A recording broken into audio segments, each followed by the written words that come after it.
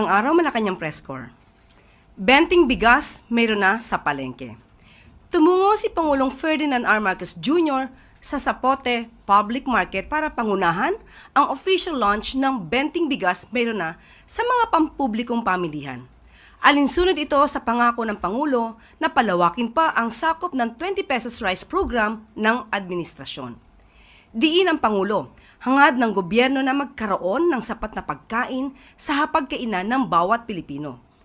Mula noong nagsimula ang 20 pesos rice rollout noong Mayo, nakakabili na ng mura at dekalidad na bigas ang mga senior citizen, solo parents, PWDs at mga miyembro ng 4Ps.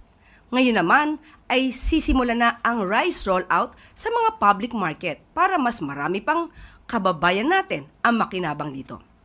Upang mapanatag ang ating mga magsasaka, siniguro ng Pangulo na hindi bababa ang kanilang kita dahil may pondo ang gobyerno para dito.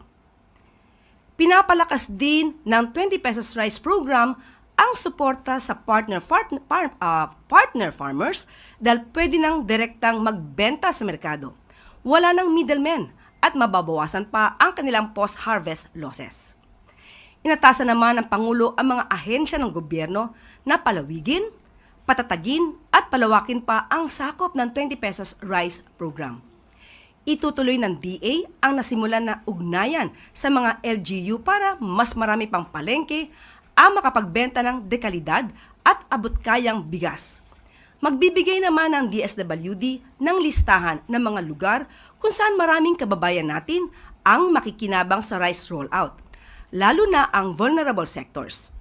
Sisiguruhin naman ng DILG na maayos ang pagsumite ng accomplishment reports ng mga LGU ukol sa pagpapatupad ng programa.